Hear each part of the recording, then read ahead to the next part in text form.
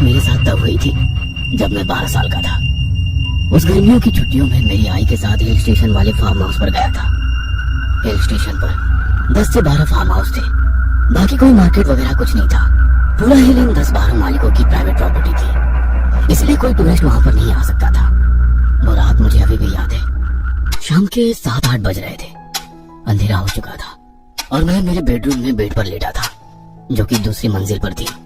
तभी मुझे खांडिया ने आवाज लगाई, ओए चिंटू, चिंटू बाहर आ। वैसे मैं उठकर खिड़की में गया।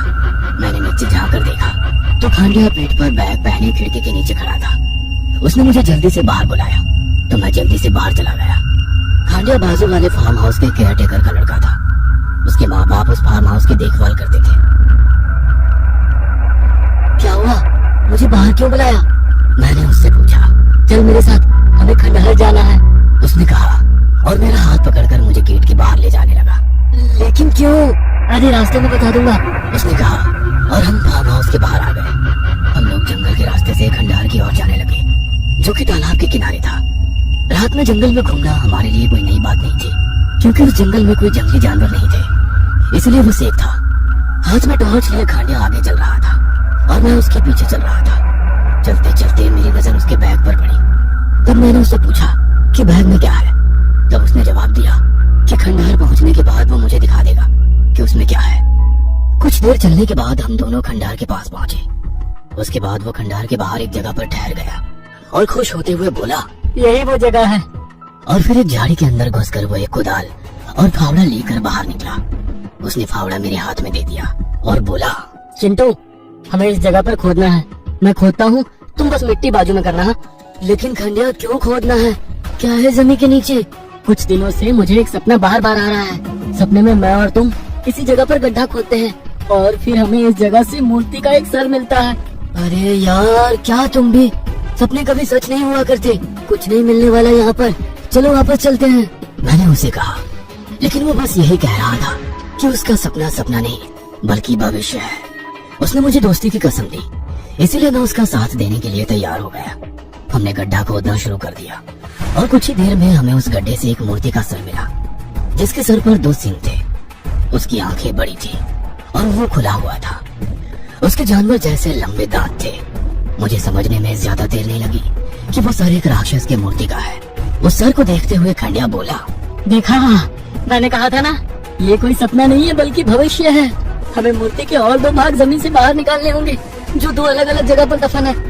उसके बाद हमने 2 अलग अलग जगह पर जमीन खोदी, जहाँ पर हमें मूर्ति के और 2 भाग मिले। एक सर से नीचे कमर तक का भाग और दूसरा कमर से पैरों तक का भाग। लेकिन मुझे विश्वास नहीं हो रहा था कि खंडिया को कैसे मालूम कि उसी जगह पर वो मूर्ति के टुकड़े मिलेंगे। इसलिए मैं इस बात पर यकीन करने के लिए मजबूर हो गया कि उसने सच में सपने में भविष्य देख लिया था।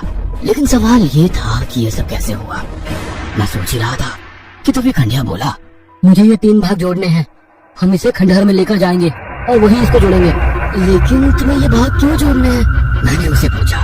तब वो बोला, वो मूर्ति जोड़ने के बाद बताऊंगा। हमने वो भाग खंडहर में ले जाकर एक के ऊपर एक रखकर उन्हें सीमेंट की मदद से जोड़ दिया। उसके बाद खंडिया ने अपनी बैग से रात में खिलने वाले फूलों का हार निकाला और उस मूर्ति को पहना दिया। उसके बाद उसने राख निकाली और उस मूर्ति के माथे पर लगाई।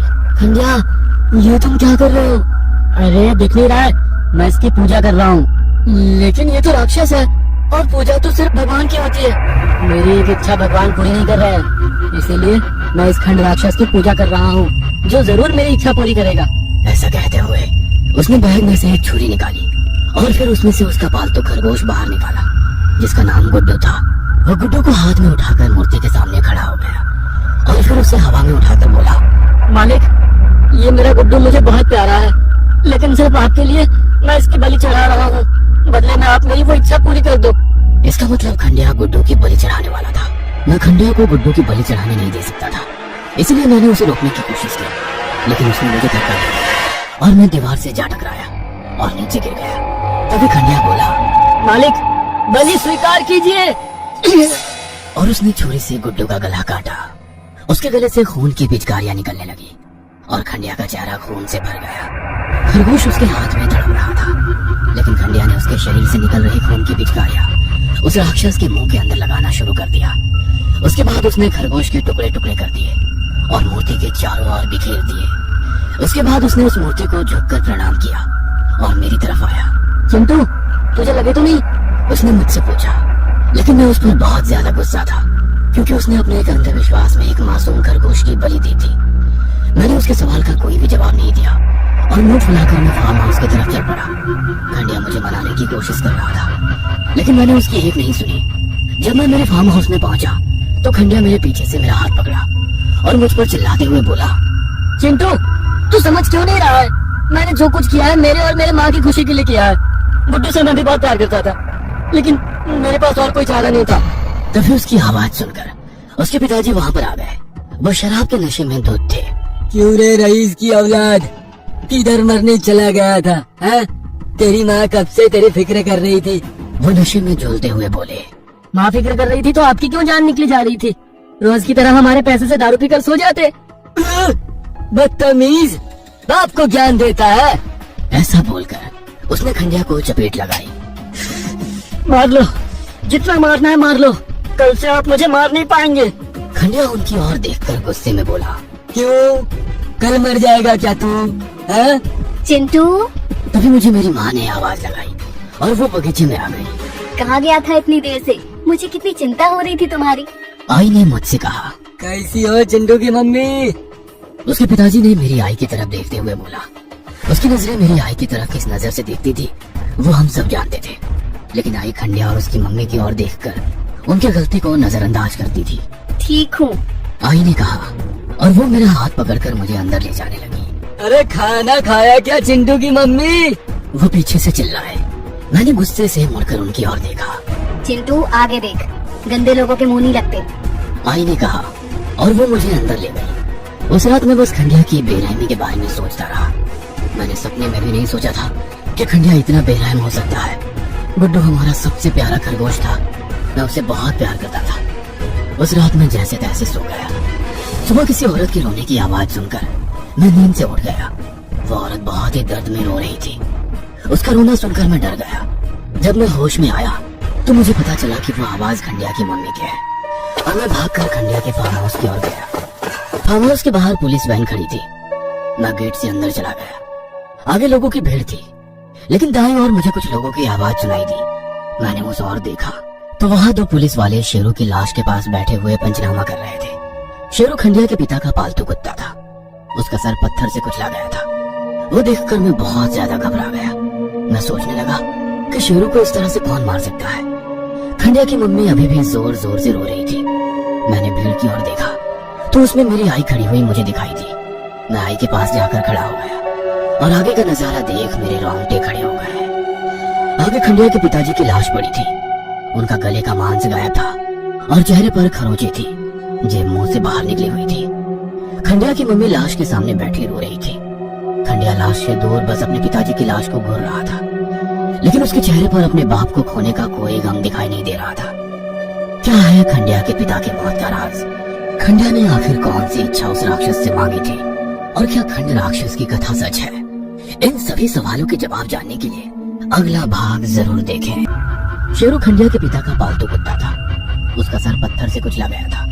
वो देखकर मैं बहुत ज्यादा घबरा गया। मैं सोचने लगा कि शेरू को इस तरह से कौन मार सकता है। खंडिया की मम्मी अभी भी जोर जोर से रो रही थी। मैंने भीड़ की ओर देखा तो उसमें मेरी आई खड़ी हुई मुझे दिखाई दी। मैं आई के पास जाकर खड़ा हो गया और आगे का नजारा देख मेरे रोंगटे खड़े हो गए। आगे खंडिया के पिताजी की लाश पड़ी थी। उनका गले का मांस गायब था और चेहरे पर खरोंचे थी, जेब मुंह से बाहर निकली हुई थी। खंडिया की मम्मी लाश के सामने बैठी रो रही थी। खंडिया लाश से दूर बस अपने पिताजी की लाश को घूर रहा था, लेकिन उसके चेहरे पर अपने बाप को खोने का कोई गम दिखाई नहीं दे रहा था। ठीक से बताइए क्या हुआ था? एक पुलिस अफसर ने खंडिया की माँ से पूछा। सुबह खंडिया की चीख सुनकर मैं घर से बाहर निकली तो आंगन में जमीन पर खंडिया के पिताजी खून से लथपथ पड़े दिखाई दिए और खंडिया शेरू को मार रहा था। उसने शेरू के सर पर पत्थर से हमला किया और शेरू जमीन पर गिर गया। मैंने खंडिया से पूछा कि तुम उसे क्यों मार रहे हो, तो उसने रोते हुए कहा कि मम्मी, शेरू ने पिताजी को मार डाला। मैं जब बाहर आया तो पिताजी जमीन पर पड़े हुए थे और शेरू उनके गले का मांस खा रहा था। जिसको अपनी थाली में से मांस निकाल कर खिलाते थे, आज उसी ने उनके गले का मांस खा लिया। ऐसा कहकर वो फूट फूट कर रो पड़ी। ये सुनकर तो मेरे होश उड़ गए थे। मुझे यकीन नहीं हो रहा था कि शेरू ऐसा कर सकता है, क्योंकि शेरू घर में सिर्फ खंडिया के पिताजी की ही बात सुनता था, बाकी तो वो खंडिया और उसकी माँ पर भी भौंकता था। मुझे समझ नहीं आ रहा था कि शेरू ने आखिर ऐसा क्यों किया। मैं सोच ही रहा था तभी मेरी आई की नजर मुझ पर पड़ गई और वो मुझे डांटते हुए घर ले गई। कुछ 2-3 दिन बाद एक रात खंडिया मेरे आंगन में आया। मैं उससे मिलने आंगन में चला गया। पिछली बार की तरह ही उसकी पीठ पर उसकी बैग थी, लेकिन आज वो हर रोज से कुछ ज्यादा ही खुश नजर आ रहा था। चिंटू जल्दी से चल, हमें खंडहर जाना है। लेकिन क्यों? क्योंकि मेरी इच्छा पूरी हो गई है और मुझे दंड राक्षस को धन्यवाद देना है। लेकिन तुम्हारी कौन सी इच्छा उस राक्षस ने पूरी की है? मेरे पिताजी मर गए हैं। वो खुश होकर बोला। मैं जरा सा उलझन में पड़ गया। क्या मतलब तुम्हारे पिताजी मर गए हैं? क्या तुमने राक्षस से उनकी मौत मांगी थी? हाँ बिल्कुल। उसने खुश होकर जवाब दिया। उसका जवाब सुनकर मैं कुछ देर चुप हो गया, लेकिन मैं अंदर से उससे बहुत ज्यादा गुस्सा था। कैसे बेटी हो तुम? तूने खुद के बाप की मौत चाही? अरे मेरे पापा नहीं है तो मैं हर रोज उनके लिए रोता हूँ, नास्तिक हूँ, लेकिन फिर भी भगवान से हर रोज यही प्रार्थना करता हूँ कि मेरे पिताजी वापस आ जाए। और तुम खुद के पिताजी की मौत पर खुश हो और राक्षस को उनकी मौत पर धन्यवाद देना चाहते हो। मैंने ना जाने कैसे कैसे शब्द उसके लिए निकाले। मैं उस पर बहुत चिल्लाया। तू है तुझ पर, तुझ जैसा बेटा किसी को ना मिले। मेरे जिस बाप की तू बात कर रहा है ना, उसी की वजह से मैंने और मेरी माँ ने बहुत कुछ झेला है। उसने कभी मुझे बाप की तरह प्यार नहीं किया, न मेरी माँ को उसने कभी एक बीवी की तरह इज्जत दी। जब तक जिया तब तक मेरी माँ और मेरी मेहनत के पैसों पर जिया। शराब के पैसों के लिए माँ को पीटता था, मुझे पीटता था। मेरे और मेरी माँ की जिंदगी का सबसे बड़ा दुख मेरा बाप था और उसी की वजह से मेरी छोटी बहन प्रिया इस दुनिया में नहीं है। तब मुझे याद आया कि जब 2 साल पहले फार्म हाउस पर मैं आया था, तब खंडिया के साथ उसकी छोटी बहन भी थी और अब वो कह रहा था कि वो इस दुनिया में नहीं है। खंडिया, क्या हुआ था तुम्हारी छोटी बहन के साथ? उस बरसात के मौसम में छोटी बीमार पड़ गई। 1 हफ्ते से उसका बुखार कम नहीं हुआ था, इलाज के लिए ज्यादा पैसे भी नहीं बचे थे। तब एक रात पिताजी घर आए। छोटी को बीमार देख उन्होंने मगरमच्छ के आंसू बहाए और बोले कि अब छोटी को इलाज के लिए शहर के अस्पताल ले जाना पड़ेगा। उस बरसात में पिताजी माँ से इलाज के सारे पैसे लेकर गाड़ी लेने के लिए चले गए। छोटी हमारे सामने दर्द के मारे करा रही थी। रात बीत गई, सवेरा होने को आया था, तब उसने मेरे ही सामने अपना दम तोड़ दिया। लेकिन पिताजी वापस नहीं लौटे। वो पैसे खत्म होने के बाद 2 दिन बाद घर आए। छोटी के अंतिम संस्कार में भी वो आदमी नहीं आया। तभी मैं समझ गया था कि इसे हमसे कोई वास्ता नहीं है, इसे मतलब सिर्फ हमारे कमाए हुए पैसों से है। बाप के प्यार के लिए मैं तरसता रहा, लेकिन उसने कभी मुझे प्यार नहीं किया। प्यार के बजाय हमें सिर्फ दर्द देता रहा। मैंने उसे अपने हाथों से मारने की कोशिश की, लेकिन मैं कर नहीं सका। बाप को अपने हाथों से मार नहीं सकता था, इसीलिए मैंने राक्षस से बाप की मौत मांगी। खंडिया की आंखें नम हो गई थी। उसने जो छोटी के बारे में बताया था, वो सुनकर तो मेरी आंखें भी नम हो गई थी। मुझे लगा कि खंडिया ने जो कुछ किया है ठीक ही किया। कम से कम अब उसकी माँ और वो चैन से तो जी सकेंगे। मैंने खंडिया से माफी मांगी, क्योंकि मैं उसे गलत समझ बैठा था। लेकिन मैं ये मानने को तैयार नहीं था कि उसके पिताजी की मौत उस राक्षस की वजह से हुई थी, क्योंकि मैं नास्तिक था। मैं ना तो भगवान में विश्वास करता था, ना ही भूत प्रेत राक्षस में। लेकिन खंडिया को दंड राक्षस पर अंधविश्वास था और वो उसका शुक्रिया करने के लिए वापस उस मंदिर में जाना चाहता था। इसलिए मैंने उसे हाँ करी और हम दोनों जंगल के रास्ते उस खंडहर की तरफ चलने लगे। मैंने उससे पूछा कि तुम्हारे बैग में क्या है। तब उसने बताया कि उसमें और एक खरगोश है। गुड्डू के बाद वो उससे ज्यादा प्यार करता था और राक्षस का शुक्रिया करने के लिए वो उसकी बलि चढ़ाने वाला है। तब मैंने उसे ऐसा करने के लिए मना किया। खंडिया, तुम अंधविश्वास में किसी मासूम की बलि नहीं चढ़ा सकते।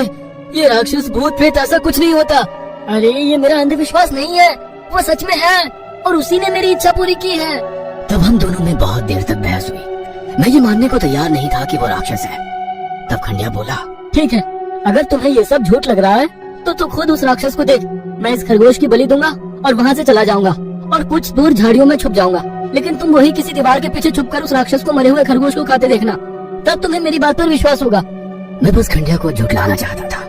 मैं जानता था कि खंडिया इन 2 बलियों पर रुकने नहीं वाला है। वो आगे भी अपने अंधविश्वास में और जानवरों की बलि देगा। इसलिए उसे दंड राक्षस के अस्तित्व को झुठलाना बहुत जरूरी था। मैं तैयार हो गया। खंडिया ने राक्षस की मूर्ति के सामने उस खरगोश की बलि दी और वो वहां से चला गया। लेकिन मैं एक दीवार के पीछे से उस मरे हुए खरगोश के टुकड़ों की ओर देख रहा था कि तभी उस मूर्ति में जान आ गई और वो हिले। किसी आदमी की तरह वो हिल रही थी। उसकी आंखें लाल अंगारों की तरह दिख रही थी। वो किसी जानवर की तरह गुर्राया और जमीन पर बैठकर उस खरगोश के टुकड़े को खाने लगा और आंखें फटी की फटी रह गई। इसका मतलब दंड राक्षस की कहानी सच थी, वो सच में था। तभी अचानक से ना जाने कैसे उसे मेरी मौजूदगी का एहसास हुआ और उसने मेरी तरफ देखा। वो लाल आंखों वाला राक्षस मेरी तरफ देखकर गुर्राया। मैं डर गया और अपनी जान बचाकर वहां से भागा। रास्ते में खंडिया ने मुझे रोकने की कोशिश की, लेकिन मैं नहीं रुका। मैं सीधा फार्म हाउस जाकर रुका। मैंने खुद को अपने रूम में बंद कर दिया। मैं बेड के नीचे छिप गया।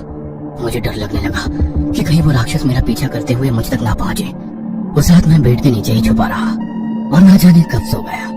लेकिन टेलीफोन की रिंग से मेरी आंख खुल गई। मैं बेड से बाहर आया। मैंने घड़ी की ओर देखा तो रात के 12 बज रहे थे। मैंने फोन उठाया तब फोन पर खंडिया था। वो काफी डरा हुआ था और रो भी रहा था। चिंटू, मुझे बचा, वो राक्षस मुझे मार डालेगा। मैंने अभी सपना देखा कि वो राक्षस मेरे कमरे में आकर मुझे मार गया। ये सुनकर तो मेरे होश उड़ गए। खंडिया के सभी सपने सच हो गए थे और ये सपना उसे आया। इसका मतलब ये वाला भी सच होने वाला था। लेकिन वो तुम्हें क्यों मार डालेगा? क्योंकि मुझसे गलती हुई है। राक्षस को खाते हुए नहीं देखते। अगर उन्हें ऐसा करते हुए कोई देखता है तो वो उन्हें मार डालता है। लेकिन क्योंकि मैंने तुम्हें ऐसे खाते हुए देखने के लिए मजबूर किया था, मैं उसका गुनहगार बन गया हूँ। इसलिए वो गुस्सा है, मुझे मार डालने वाला है। ये सुनकर मैं डर गया क्योंकि मैंने खुद उसे बलि खाते हुए देखा था। खंडिया, वो मुझे तो मारने डालेगा ना? नहीं, इसमें तुम्हारी कोई गलती नहीं थी और वो तुम्हें नहीं मारेगा क्योंकि वो चाहता है कि तुम उसकी पूजा करो। लेकिन तुम ऐसा मत करना, उस मूर्ति को। वो आगे बोलने ही वाला था कि मुझे उसकी दर्द भरी चीख सुनाई थी। तोड़ दो! वो जोर से चीखा और फिर उसकी आवाज बंद हो गई। मैं काफी डरा हुआ था। शायद खंडिया उस राक्षस का शिकार बन चुका था। क्या चिंटू उस राक्षस से बच पाएगा? कहीं चिंटू के मन में कोई ऐसी इच्छा तो नहीं है जो वो राक्षस से पूरी करवाना चाहता है? और क्या उस राक्षस का खात्मा होगा? इन सवालों के जवाब जानने के लिए अगला भाग जरूर देखें। सुबह खंडिया की माँ ने जब खंडिया का कमरा खोला तो उन्हें कमरे में खंडिया की लाश मिली। उसने खुद के ही नाखूनों से अपना पूरा शरीर नोच डाला था और आखिर में अपने ही नाखूनों से खुद का गला फाड़ डाला था। वो बहुत ही डरावना मंजर था। सब जानते थे कि यह खुद खंडिया का किया धरा है। जरूर कोई बुरी शक्ति इसके पीछे थी, लेकिन जो भी सबूत मिले उसे देखकर पुलिस वालों ने इसे खुदकुशी करार दिया। लेकिन मैं जानता था कि यह खुदकुशी नहीं थी, इसके पीछे दंड राक्षस था। मैं उस राक्षस से काफी डरा हुआ था। मेरी आई ने मुझसे पूछा कि क्या हम यहाँ से अपने घर चले जाएं, लेकिन मैंने इनकार किया। मैं वहीं रहना चाहता था क्योंकि मेरे मन में एक बहुत ही बड़ी इच्छा थी जो कोई भी भगवान पूरी नहीं कर सकता था। सिर्फ दंड राक्षस ही मेरी वो इच्छा पूरी कर सकता था। खंडिया की मौत के 4-5 दिन बाद मेरे आजी और आजोबा फार्म हाउस पर आए। वो मेरी माँ को दूसरी शादी के लिए मनाने के लिए आए थे क्योंकि मेरे बाबा की मौत कुछ ही महीनों पहले कार एक्सीडेंट में हुई थी। मुझे लगा कि इस बार भी मेरी आई उन्हें शादी के लिए मना कर देगी, लेकिन आई ने ऐसा नहीं किया। वो आजी आजोबा की बातों में आ गई। मैं चाहता था कि आई उन्हें शादी के लिए ना करे। मैं मेरे बाबा के अलावा किसी और आदमी को मेरी आई के साथ नहीं देख सकता था, लेकिन शायद मेरी आई को लगता था कि वो मेरी परवरिश अकेले नहीं कर सकती। उस रात मैं आई से गुस्सा होकर कमरे में सोने चला गया। मैं सोच रहा था कि काश मेरे बाबा वापस आ जाए, लेकिन सभी लोग कहते हैं कि मरा हुआ इंसान कभी वापस नहीं आता। उस रात मैं जैसे तैसे सो गया, लेकिन डोरबेल की आवाज सुनकर मैं नींद से जागा। मैं दरवाजा खोलने चला गया और जैसे ही दरवाजा खोला तब मैंने देखा कि बाबा दरवाजे पर खड़े थे। मुझे यकीन नहीं हो रहा था कि मेरे बाबा वापस आ गए, लेकिन तभी आई ने मुझे हिलाकर नींद से जगा दिया। मैं समझ गया कि वो केवल मेरा सपना था। मैंने सपने में बाबा को देखा था, लेकिन जब मुझे पता चला कि वो मेरा सपना था तो मैं सोच में पड़ गया कि क्या मुझे भी खंडिया जैसे सपने तो नहीं आ रहे, मतलब ऐसे सपने जो सच हो जाते हैं। मैं सोचने लगा कि क्या मुझे भी उस राक्षस की पूजा करनी चाहिए, और अगर खंडिया इच्छा में किसी की मौत मांग सकता है और राक्षस उसे पूरी कर सकता है तो मैं भी मेरे बाबा को जिंदा कर सकता हूँ। कुछ देर सोचने के बाद मुझे लगा कि अगर उस राक्षस की पूजा करने से मैं इस सपने को सच कर सकता हूँ तो मुझे उसकी पूजा करनी चाहिए। तभी मेरी बिल्ली ने मेरे ऊपर छलांग लगाई। मैंने उसे प्यार से पास लिए और मेरे दिमाग में कुछ आया। मैं भी मेरी बिल्ली से बहुत प्यार करता था। इसका मतलब मैं उसकी बलि दंड राक्षस को चढ़ा सकता था। लेकिन दूसरे पल मैंने सोचा कि नहीं, मैं इसकी बलि नहीं दूंगा। लेकिन फिर मैंने सोचा कि बिल्लियां बहुत मिलेंगी, लेकिन मेरे बाबा नहीं मिलेंगे। मैंने उस रात मेरी बिल्ली की बलि चढ़ाने की ठान ली। जैसे ही रात हुई, मैं मेरी बिल्ली को बैग में डालकर जंगल के रास्ते मंदिर की ओर निकल पड़ा। मंदिर यानी वो खंडहर। चलते ही चलते बहुत सारी बातें मेरे दिमाग में चल रही थी कि अगर दंड राक्षस सभी इच्छा पूरी करता था तो किसने उसकी मूर्ति के 3 टुकड़े कर दिए? किसने उस मूर्ति के टुकड़े अलग अलग जगह पर छिपा दिए ताकि कोई उसे फिर न जोड़ सके? शायद कोई चाहता था कि कोई भी उस राक्षस की पूजा ना करे। मैं सोचते हुए मंदिर में पहुंच गया। तालाब से पानी लेकर मूर्ति को धोया। रात को खिलने वाले फूलों की माला मैंने उस मूर्ति के गले में पहना दी। मैंने उसके चेहरे की ओर देखा तो ऐसा लगा कि वो मेरी तरफ ही देख रहा है। वैसे मुझे इस बात का भी डर लग रहा था कि कहीं वो राक्षस फिर से ना ही ले और जिस तरह से उसने खरगोश को खाया था उस तरह मुझे ही ना खा जाए। मैंने बैग से मेरी बिल्ली की चूड़ी निकाली। मैंने बिल्ली को हवा में उठाया और राक्षस की मूर्ति के सामने करते हुए कहा, हे मालिक, ये मेरी बिल्ली बहुत प्यारी है। मैं इससे बहुत ज्यादा प्यार करता हूँ। अगर ये ना हो तो मैं सुख से नहीं रह सकूंगा। लेकिन केवल आपके खाने के लिए मैं इसको आपको बलि चढ़ा रहा हूँ। बदले में आप मेरी एक इच्छा पूरी कर दो। और फिर मैंने मन ही मन इच्छा मांगी। हे मालिक, मेरे बाबा कार एक्सीडेंट में कुछ महीने पहले मर चुके हैं। आप उनको जिंदा कर दो और वापस हमारे पास भेज दो। उसके बाद मैंने ना चाहते हुए भी वो छुरी बिल्ली के गले में रख दी। मेरे हाथ कांप रहे थे।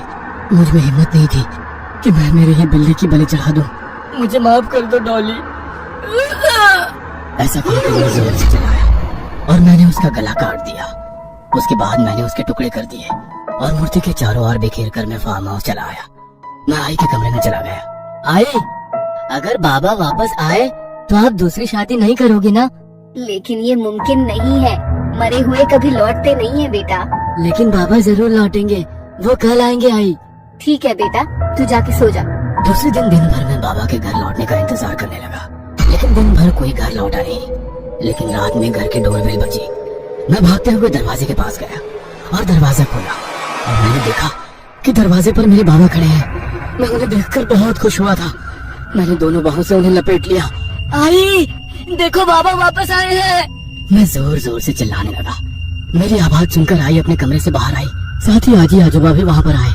मुझे लगा था कि बाबा को देखकर सब लोग बहुत खुश हो जाएंगे, लेकिन ऐसा नहीं हुआ। उन्हें देखकर हर कोई डरा हुआ था। आई को देख बाबा उसके पास गए और उसे गले से लगाया, लेकिन आई ने उन्हें दूर धकेल दिया। ये देख आजोबा आगे आए। उन्होंने बाबा की कॉलर पकड़ी और बोले, ए बहरूपी, कौन है तो? हाँ? बाबा, मैं आपका बेटा दिनेश हूँ। बाबा ने कहा, तो दिनेश नहीं है, मेरा बेटा एक्सीडेंट में मर चुका है और उसके शरीर को हमने जला दिया है, आजोबा ने कहा और बाबा को घसीटते हुए घर से बाहर ले गए और दरवाजा बंद कर दिया।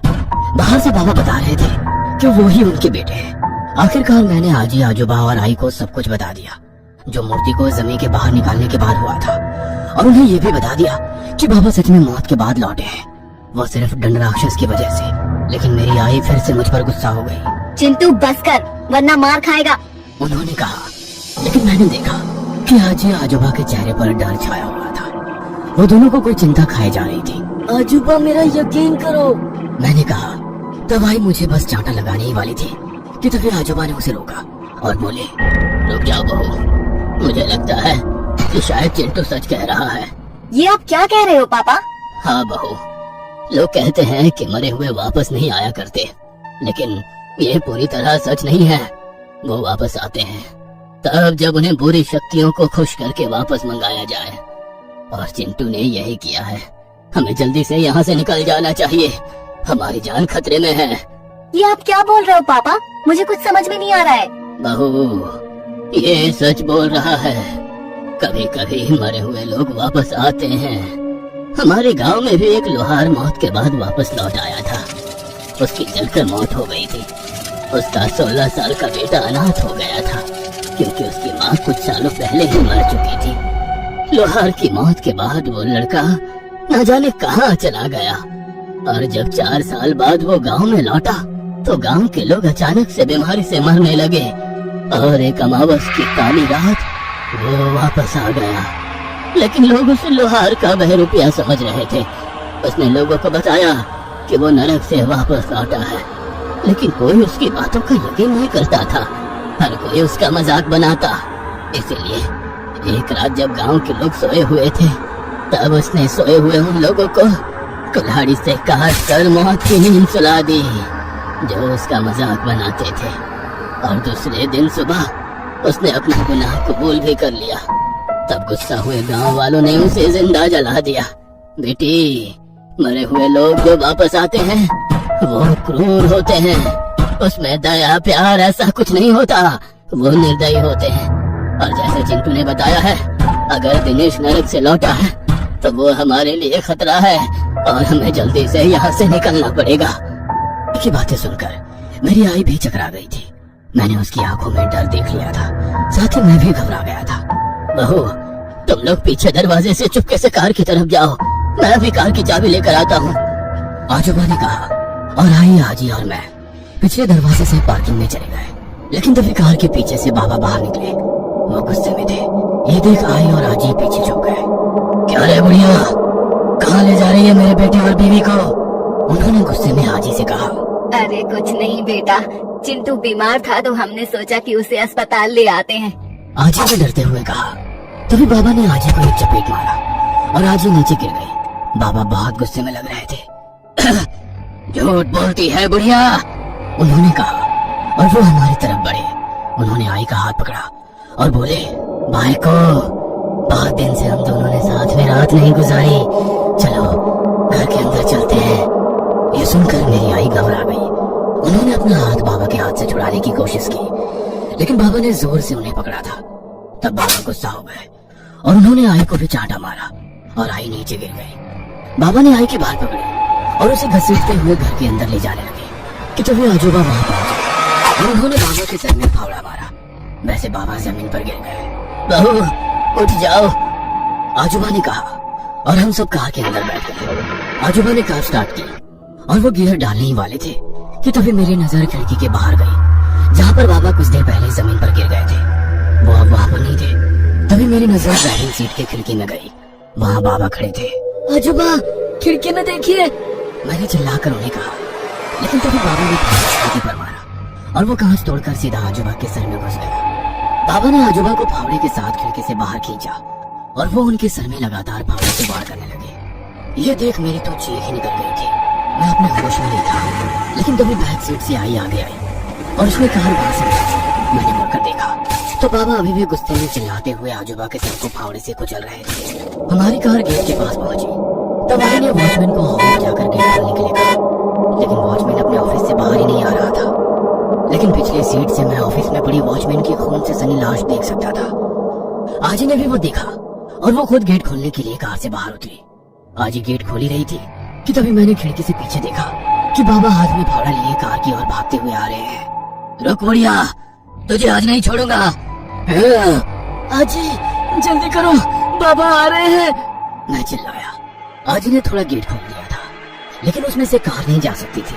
आजी जल्दी आओ, वो पास आ गए हैं। बस आ रही हूँ, आजी ने कहा।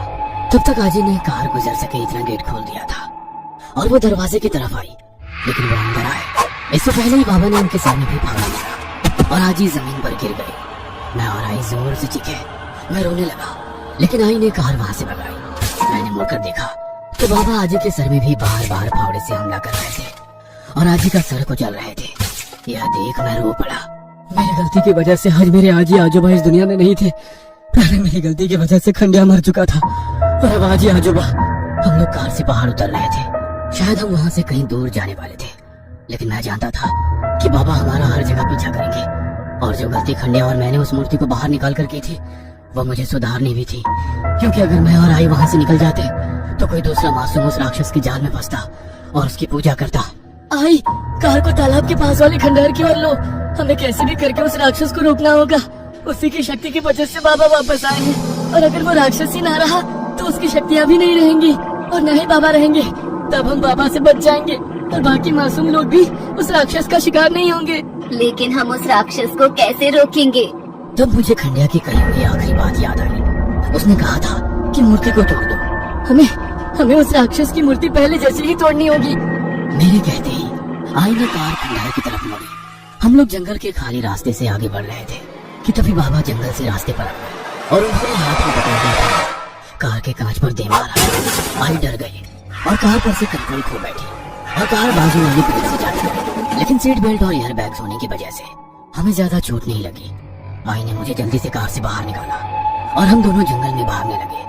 बाबा भी वो खूनी फावड़ा लेकर हमारा पीछा करने लगे। हम लोग भाग रहे थे कि तभी आई जमीन पर गिर पड़ी। मैंने उसे उठाने की कोशिश की लेकिन मैं उन्हें उठा नहीं पा रहा था।